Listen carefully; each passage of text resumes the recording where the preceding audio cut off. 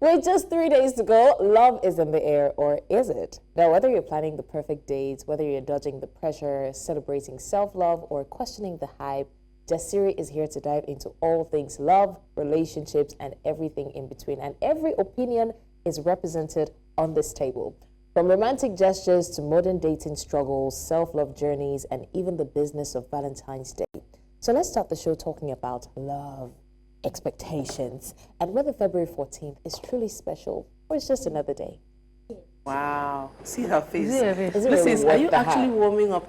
Wow. Listen, are you actually warming up to the concept of Valentine's Day? No. What are your plans? This girl falling someone's hand. What are your plans for Valentine's Day? I know there's Galentine's Day. I mean, there's Galentine's, and I think people are leaning more towards Galentine, especially for those who don't. I love though we should have Valentine. It's not. For those, it is not a responsibility. If they want a time, they should go and create a time. So please, I'm not advocating for anybody. Because some people don't have Valentine's Day. I mean, they don't have lovers to celebrate on Valentine's Day. They are friends.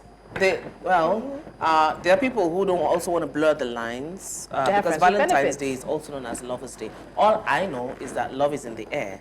Whether you like it or not, we here at Jasiri, we're going to be painting the town red, pink, or white on Friday. Now, one would actually think, with how tight and difficult things have been for Nigerians lately, that love should be the last thing on many people's minds. But you know, they say if you don't have money, what's the love you're looking for?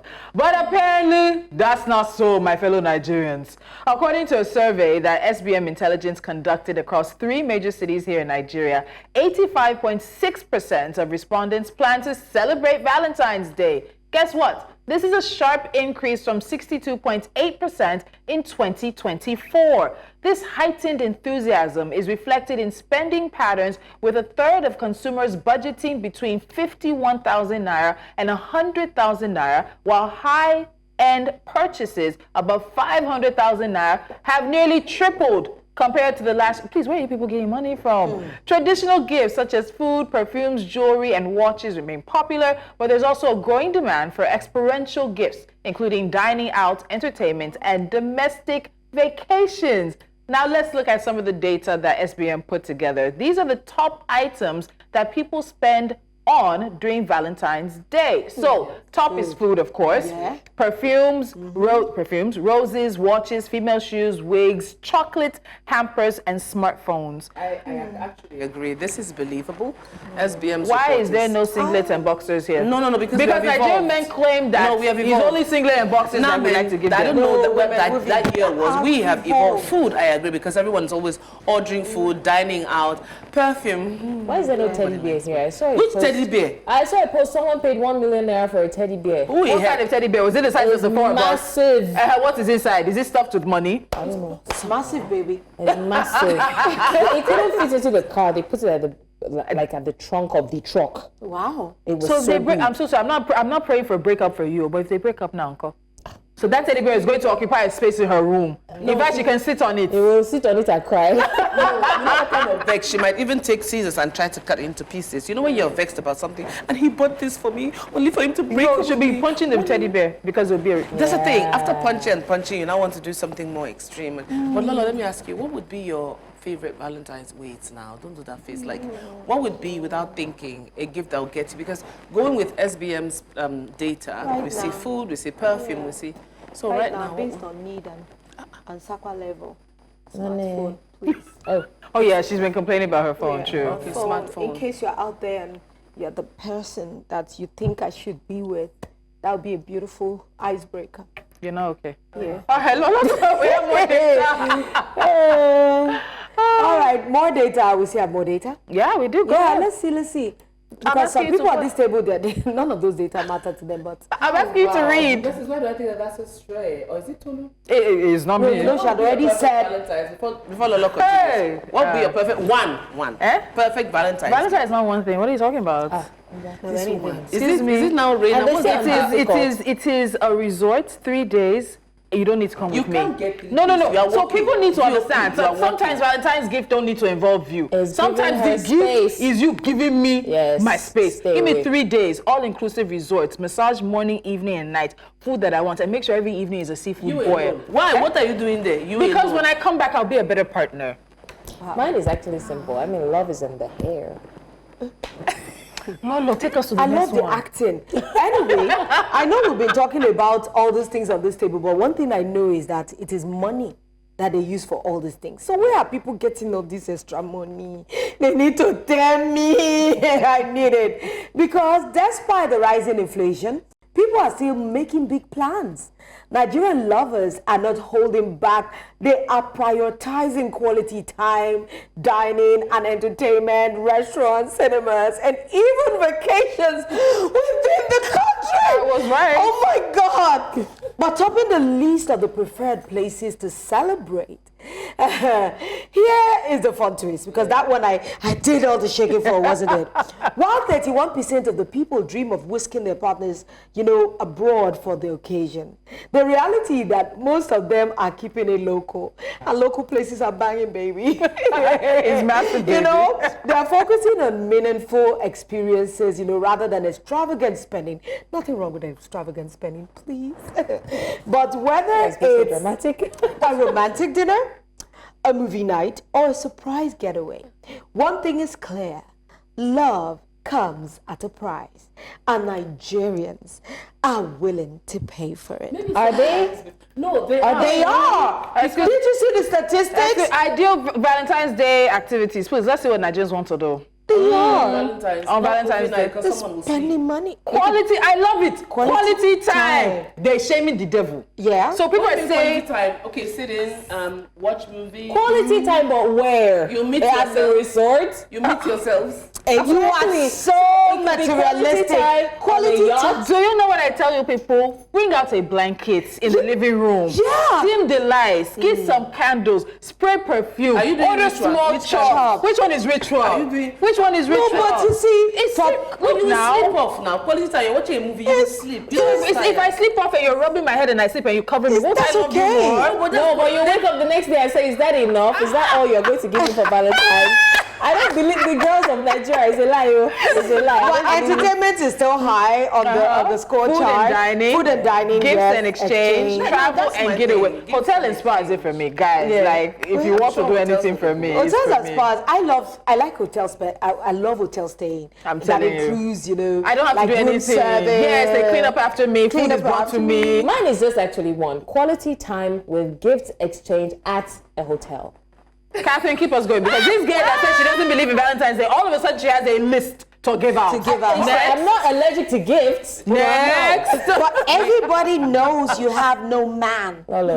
Everyone knows it. It's Alright, no so- longer a secret. Hurry up, hurry up. Right, so interestingly, guys, personal sentiments, guys, these are the biggest drivers of Valentine's spending, like 36.6%. It's followed by social media influence and societal expectations. Social media influence about 25.3%, societal expectations about 19.9%.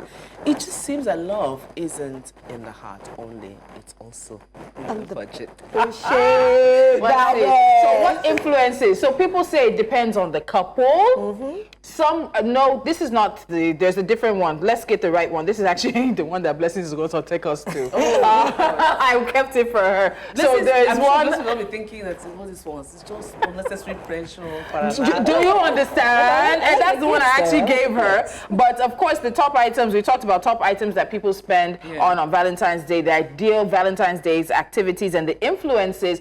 I would love to see, I guess now Blessings, we have to move on. They don't want to let us know what is influencing people. So honestly, all I see is just pressure. I hope that people, said it. and by people I mean men and especially women, realize that Valentine's Day may not dictate or determine the quality of your relationship. Let's look at how people feel about that. Speak for yourself. That's one. That's one. Okay, the first one we were talking about Personal before. sentiments. What influences your spending on Valentine's Day? Okay, let's just take this first and then we'll go to that. So it depends on the couple, 35.1%, 32.4% in terms of Valentine's Day being somewhat important, 22.3% very important, and then 10.1% not important. I agree with the top. I think those are I think they're not important are the Angry Birds. Yeah. Yeah, but no, not everybody. So no. You know what I mean by holidays. Angry Birds? Like people, when you go, people watch number one, or you go to a restaurant and people are doing love, exchanging spaghetti. and they're like, and and you are the one that takes the spaghetti in the middle and say, "What is worrying you?" And I think there should be another box in that graph that says restrictive, because honestly, I feel like some people have restricted celebrations and giftings to birthdays, Valentines, to special, these all commercialized special occasions. Restrictive should also be a part of it, because it restricts your spending. If you want to spend on me 365 days a year. Wow, you are such an my sons are so young, and I'm so grateful they would not be with a woman like it's you. Not about, but I don't think blessings is necessarily wrong. People who wait to only celebrate you on special occasions, sometimes it can feel like if that special occasion didn't come, you don't think I'm worthy of being celebrated. And that's why you talk about things like love languages. Not everybody wants the same type of celebration. Hey, but the thing is that it depends on the couple. Some of these special holidays are there Guys, to you know, just to buffer those times that it's like you probably forgot. No, they're like not. you're St. saying, Valentine's was a Catholic saint, and he was. No, let's not go to the origin. The origin is going to shake this It is table. us that commercialized New it. Year, Easter, if you can attribute and give time to those events, like those landmark events. And you see that sometimes even people, without planning for Valentine's Day, you feel like you're being left out when you see FOMO, fear of missing out. and you see So that's the thing. I feel, that. and again, this is not to be overly sentimental, but I feel like you gifting me on a date, maybe giving me a push gift when I give birth, or giving me a gift on Valentine is just you not wanting to miss out. If you give me a gift on a random day, I'll appreciate it more. Not like I won't appreciate it on those days, but I'd say like the fact that you could just randomly think to see something that I like and get it for me. Ladies, love receiving you know gifts we on have a break, Valentine's but very quickly I want us to look at the influences. What is influencing people about their decisions on Valentine's Day? Let's take that before we go for a break. Let's see it now. That sounds like a Let's see what influences on the graph. It sounds like We saw it earlier. We did see. Okay. All right, so top is personal sentiments. I think that's how people believe in love. Of course, second is social media. Between Thursday and Saturday, if you want, just, block social media. Then tradition and societal expectations, advertising and promotion. Let me tell you, a lot of advertising will make you feel like you're missing out, and then nothing. So I really think that between social media and tradition and societal expectations is where a lot, if you combine it, is more than personal sentiment. People fear missing out. People fear that they're not getting these grand gestures. And I wonder how many of these respondents were men, because if you flip this, would women feel like this?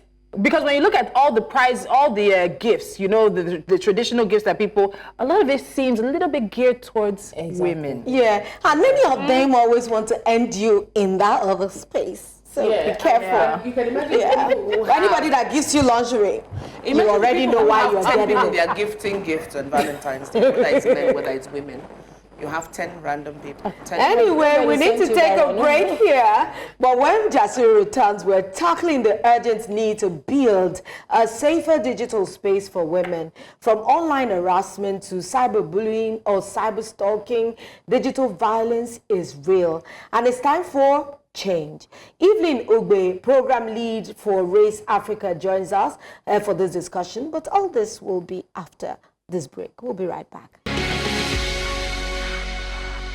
Jasiri, brought to you by MoneyPoint. Now, the digital world should be a place of connection, opportunity, and expression. But for many women and girls, it is a battleground. For many women and girls in Nigeria, it has become a dangerous place where harassment, threats, and abuse are rampant. From cyberstalking and doxing to revenge porn and sexual harassment, online gender-based violence is not just a virtual problem. It has real-world consequences for women and girls' safety, mental health, and freedom of expression. So online gender-based violence, or OGBV, is a growing crisis in Nigeria where women, especially activists, journalists and public figures face relentless harassment, threats and abuse. And so today we explore the scale of this issue. Who is affected? Why is this happening? And more importantly, how we can create safer digital spaces for women. Let's explore the forms of OGBV, its impact on women from all walks of life, and the urgent need for better law, social responsibility, and tech accountability. Today, our guest is Evelyn Ugbe, program lead at Race Africa, an expert in digital rights and gender-based violence advocacy. Evelyn, welcome to the show. Good morning. Good morning, everyone. She got to see us behind the scenes. Yeah. All this now, they're not acting demure. And she has great skin. Oh, thank you. So Thank you so much. Yeah, I'm so happy to be on this show discussing a very critical issue: online gender-based violence, also called tech-facilitated gender-based. So it's also tech-facilitated Yes, gender-based violence. tech-facilitated gender-based violence because it entails the use of technology, smartphones, laptops, text messages, tabs, all behind the scene to perpetrate this form of violence. And yes, it's Yeah, we're going to keep we'll talk. She's ready to go. Yes. Tech-based, tech-induced, tech-facilitated. I want us to establish an understanding first Yes. of the OGBV. It sounds like a virus, OGB It virus. sounds like IGGB. Right? Yeah. Okay, so, I mean, I want us to start by defining the issue for those who may not entirely understand what it means, or those who are just hearing it for the first time. What exactly is under online gender-based violence, and how does this manifest in Nigeria, and how prevalent is it? Okay, so online gender-based violence or tech-facilitated gender-based violence, it's a type of violence that is perpetrated with the aim to coerce and control, to make people do what the perpetrators want them to do. Like I said earlier, it involves the use of smartphones, tabs, text messages. And why it is online, it's because it also involves, it is perpetrated mostly through social media. Now, with the rapid escalation of digital trend, within a minute, you can tweet a message to more than 1 million persons, and it trends. This medium, like X, like Meta, Facebook, Instagram, TikTok, have been used to perpetrate violence, to threaten, to stalk, to coerce, to harass, particularly women. That is why it's the gender based comes to play, particularly women who are stepping out of societal bounds. For example, people expect women to speak on certain traditional issues. If a woman speaks of, how I'm a successful career woman, a mom, a mother, nobody really says anything. But when she starts challenging societal norms, why are women being abused? Talking about marital rape, talking about menstrual hygiene, then it becomes a problem. And women's rights defenders are speaking against these issues using the online platform. So on that basis, it now becomes online gender-based violence. So we begin to ask ourselves, if it was a man, will it be different? If a man speaks against a social ill, well, people are able to stomach it. But the moment a woman starts talking about accountability, corruption, and all of those issues, and we've seen that play out. We've seen how people like Aisha Yusufu have been villainized. I remember when she made this post that, my last daughter has graduated. Yes. Now, Nigerians, I am ready for you. You need to see the pushbacks. And recently, one of, what's his name? This very famous musician, one of the mother of his babies, made a comment. He got a Grammy, he's made a comment of how, it's so successful. Boom, people start trolling her. Wow. Baby mama. If a man had made that comment, would they have trolled her? Now it becomes online gender-based violence. Yes, it was Wizkid. Okay. Yes. Yeah, anyway, we've spoken a lot about the show. On the show, really, we really speak about sexual and gender-based violence here, and what happens to women in their homes, in their school. Like Tolu will always say, a girl child is not safe anywhere. Yes. That's her omnibus It you is, know, it's very disheartening to know. And all the places that the women are supposed to feel safe, they are not. But I'm sure many people never thought about it, whether or not women are safe online. A lot of times, people just think of the physical assaults, the physical harassment, the physical threats. But a lot of people do not focus on the fact that online is a virtual world. But it is a world anyway. That whatever happens there affects people adversely. We've seen people take their lives just for things that happen to them on social media. We've had different kinds of stories. And so that's why I'm looking at it that, okay, let's put the two side by side. Which is worse? The online violence that women experience or the physical one? Okay, so that's a very interesting question. Now, we can't exactly prioritize to say, oh, the online is more dangerous or the offline is more dangerous. That's why this Center for Redefining Civic Engagement for Africa conducted this study of the state of online gender-based violence and focusing on women human rights defenders to really speak about this space we are not really paying attention to, the digital space, and we have millions and millions of people using all of this, networks to tweet, to communicate. How does it foster or drive violence? And it would interest you to know that it's not just it starts online and then metamorphosis to physical. Case in point, you remember the students in Sokoto State that was mobbed, especially in northern Nigeria, where issues of religious fundamentalism, where women are expected, to behave in a certain way. She said, speaking about a public issue, a conversation that started online became real life. And she died. It happened in this country. We were all there. Then another issue is the fact that women who are speaking about political ills, about corruption, the threat starts online. Particularly women at the grassroots level. We worked with an activist who does activism against rape, against child abuse, and all of those issues promoting women's rights. And within her community, her family was attacked. Her house, this happened in Kaduna State. Her house if you're very familiar with Kaduna State, Rigasha, it's a very peculiar area. Community. Her family house was burnt down. Wow. That this is what this woman is putting online. She's exposing our traditional leaders. She's exposing our political leaders. And then it became a problem.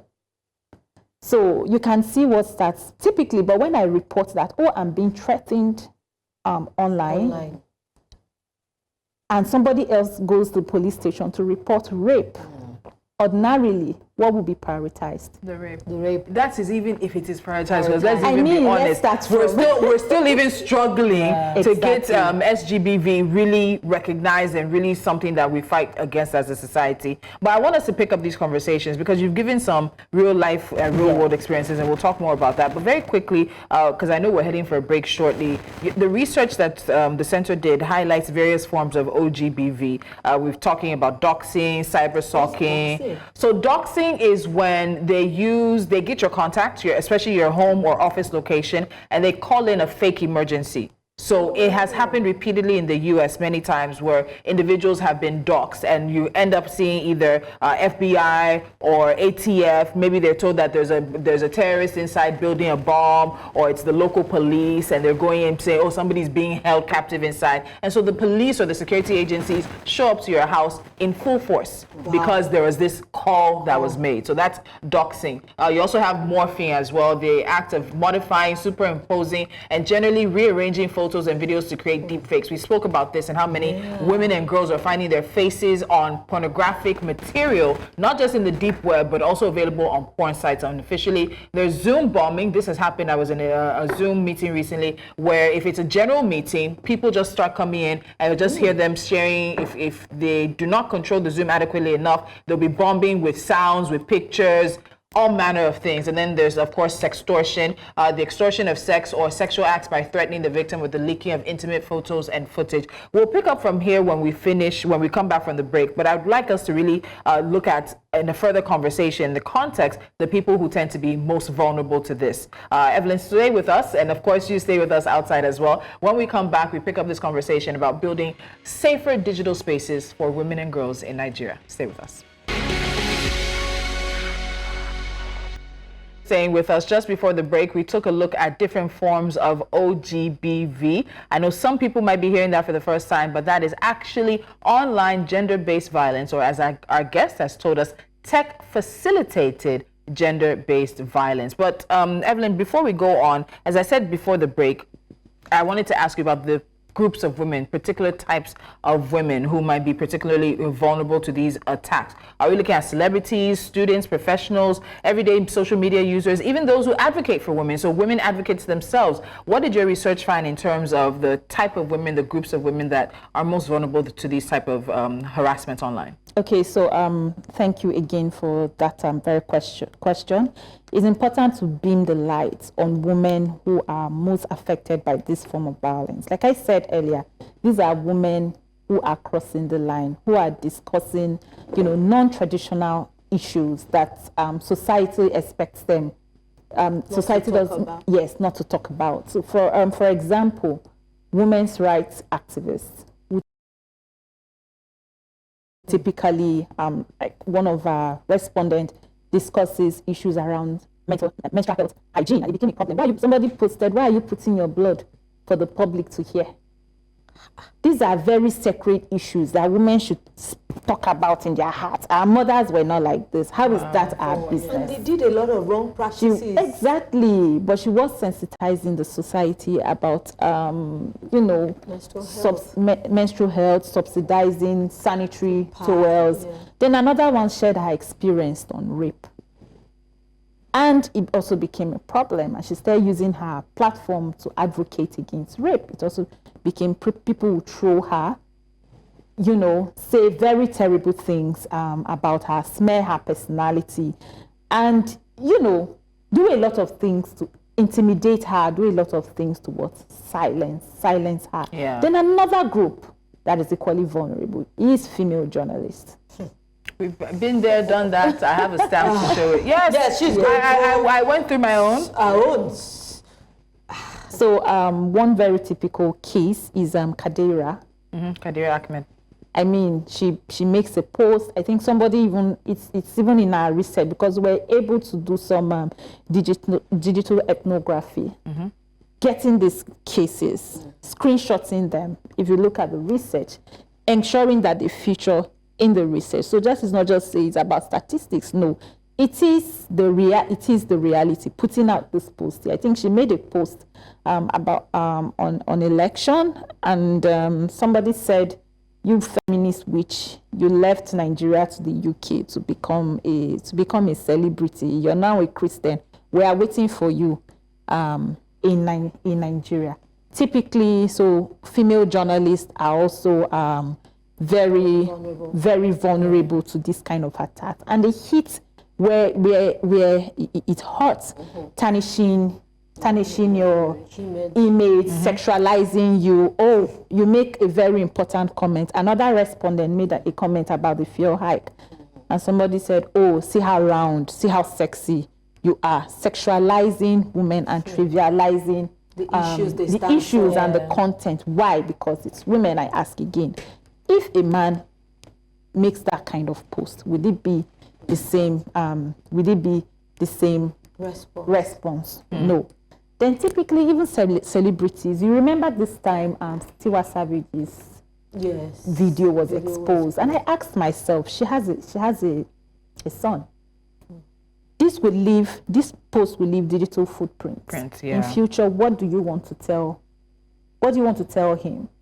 But then again, these are some of the ways women are intimidated. You have spoken about doxing. Revenge porn is also a form of that was so prevalent. And that's why that's Also one thing a I form of applaud Lagos violence. State for. I think Lagos State is one of the few states that has a law against revenge porn, and we've seen it in action once or twice in regards to that. There's not a lot of time, but we have a lot of questions. We'll probably be merging the question. So mine would be that, okay, so as a woman, we have the odds stacked against us. So, and sometimes we don't understand how important it is for women to be able to voice out how they feel and stand strong in as much as they're trying to pummel us down. So my question would be that, how does OGBV intersect and broaden, how does it work with the broader issues of there's OGBV and there's gender inequality in the country? How does that work, both of them together? I like the fact that, because when we started having this discussion, I said, but isn't it like online gender-based violence? Because like Lolo said, we've talked about a lot on this table, gender-based violence, online. So now you're bringing online-based violence. So we want to try to intersect it with the broader issues. How do we do that? How does OGBV intersect with broader issues on gender equality in the country? So typically, or OGBV, in a way, one of the impacts of OGBV is self-censorship. In addition to the threats, women start shrinking. Yes. They start censoring the kind of things, the content. Don't even come out with content in a while because they. Yes. I used to, from a personal experience, I used to run a blog called Saturday Series. So every Saturday I posted different issues, FGM, and then people would reach out to me, send their nude pictures, very traumatizing, traumatizing messages to me. And all of a sudden, somehow mentally, no matter how strong you are, I was ignoring all that. I started becoming quiet. And at some point, I think the page was reported and taken down. I didn't even fight it. I just let it go, and then that killed the conversation.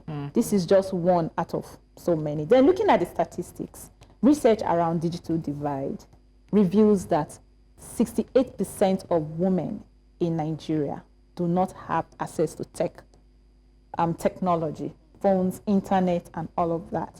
So the remaining, if I get my mathematics correct, 32 that are online are further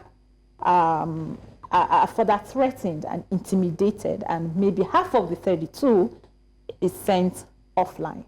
So what does that mean? It's what expanding the digital divide. Yeah.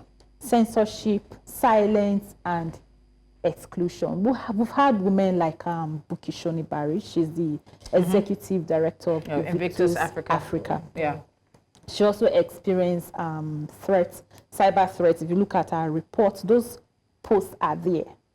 At some point, she became silent and withdrew. We've had women. I'm trying to remember that this lawyer, this lady that was such an activist initially, but her husband too was an activist, but he died. Do you remember? It's not coming to me. Joe Odumaki. Did her husband die? Yes. Her husband died. I know she was very vocal at the time, but I haven't heard from her in a while. So yes, that's one of those typical examples. Then in terms of even funding for women's rights issues, we've had perpetrators who go into identity theft, where they clone identities, they steal the contacts of these women's rights defenders and use it to send fake messages to partners. What does that do? It smears their reputation. And what does that do? It further shrinks their opportunities to access grants to do their work. Yeah. So these are some of the ways this is affecting women, expanding the digital gaps and closing opportunities. We have to take another quick break, but there's a very, very big question on the horizon, and that is why it seems that perpetrators of online abuse rarely face legal consequences here in Nigeria. We'll take that up and also look at what the legal landscape is when it comes to online gender-based violence. Stay with us. Thanks for staying with us on Jasiri. We're still talking online gender-based violence with Evelyn. And very quickly, my next question would be, why is it that perpetrators of this online gender-based violence never face the full wrath of the law? They're never penalized for what they do. Is it that we do not take it? I mean, that sounds like a rhetorical question, but is it that we do not prioritize it enough? Okay, so I quite agree with you. The legal landscape, the legal setting around responding to online gender-based violence or tech-facilitated gender-based violence, it's a bit, will I say, lucid, it's loose. First and foremost, it starts from the supply side. That is those who are supposed to be custodians of these laws. There's the Cybercrime Act of 2015. Section 24 particularly speaks to the issues of pornography, illegal release of personal information. But then again, all of these legislations are there: the Cybercrime Act, the Criminal and Penal Code, the Violence Against Persons Prohibitions Law. But there needs to be, in terms of framing of the language of this legislation, there needs to be more intentionality around focusing on how this form of violence affects women differently. Typically, these laws were passed in 2015. 2015, that's 10 years from today. Yeah. What was the situation? The landscape then, Yeah, at that time. I think there's a provision in the Criminal and Penal Code that speaks to release of personal information for the purpose of extortion. What if this information is released to target, to harass, not even to get money from you, not for blackmail or extortion? It's a legal lacuna. Yeah, it's a loophole. Yes, it's a loophole. So there needs to be advocacy to strengthen these laws, to make them tighter. There's also the data protection law. That's speaking to the supply side. Again, there's also the challenge of, will I say, ignorance or prioritization. Typically, I mentioned earlier, if you walk into a police station to report cyber violence or threat or attack, the way it will be handled, it wouldn't be prioritized. I think even prioritize physical violence. Let's start there. And then ignorance is also a big issue. There's a cybercrime unit within the Nigerian police. How many of us citizenry, the public, are aware such a unit exists? I think the issue of knowledge is also awareness about these legislations, their provisions, and what value they bring to the response ecosystem is also a huge challenge. Okay.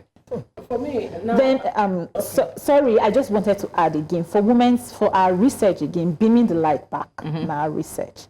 When we ask our respondents what they do when they're harassed, I don't do anything. I just keep to myself, or I attack back, or loosely we formed a group of sort of a loose network of responders.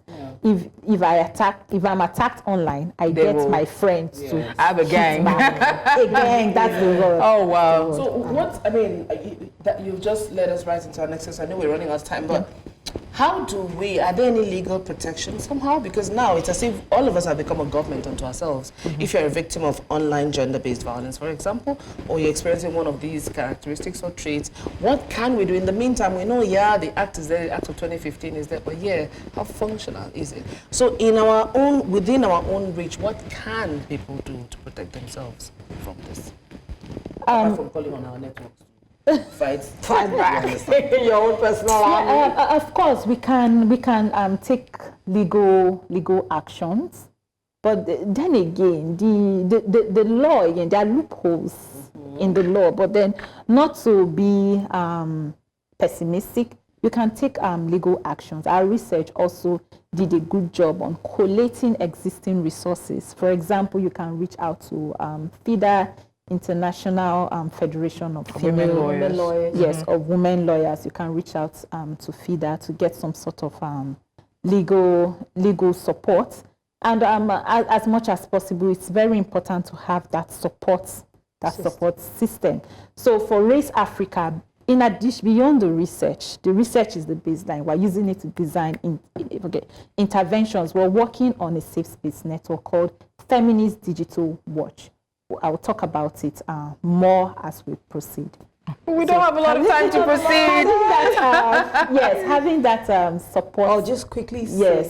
Yes, that support network of responder that will provide you with resources to, protect yourself and ensure your safety is very important. Then the organizations like TechHard, they have an app called Kuram app where you can easily report these issues and get some support. Okay, I think this is going to have to be our last question. So I was going to ask, you already started about the tech companies creating these platforms to hold these failing, OGB, so tempted to say virus, accountable. Now, I honestly marvel at the things that I see online these days. How effective would you say that the existing reporting mechanisms for flagging and removing harmful content are? Yesterday, we were still talking about the fact that I opened Instagram one early morning and I saw a completely naked human being on my Instagram account. So how would we say that we're making these apps accountable, and what steps can be taken? I think you already started on that line. Okay, so there's another dimension to it in terms of the legal landscape. To also hold these networks, Meta and the rest, accountable. They have reporting mechanisms on the social media, is embedded. But when people report, I've seen that the response is really, really slow. It's not commensurate. Accounts that are doing genuinely good things are easily reported and taken out. So this also leads us to the next conversation about glut chasing. Now, there's a recent program on X that incentivizes premium members that have the highest engagement. So there's the push for content. If you notice now, everybody, what do you do? Content creator. Yes. The content they are creating, nobody knows how safe it is. It's not safe. The other day, a young girl was put, her nude video was put online. It took 1 million, just exaggerating, it took 1 million reports to get that. It just took too many reports. Too many reports to get that post taken down. So as civil society organizations, as media, we need to do more in terms of pushing these tech companies to be accountable. And remember recently, there's also Meta had taken out or proposed to take out their fact-checking program. I mean, just imagine what that is going to do to the space and how this affect and fosters fake dips. So there's really need for more advocacy to hold so much. There's so much to be done, so much to be said. Unfortunately, time is not with us. All right, so this is where we draw the curtain on today's show. Very, very interesting and insightful conversation. Online gender-based violence. It's not just a digital issue, it's a human rights issue. And like Lola said, we've not even tackled the physical one.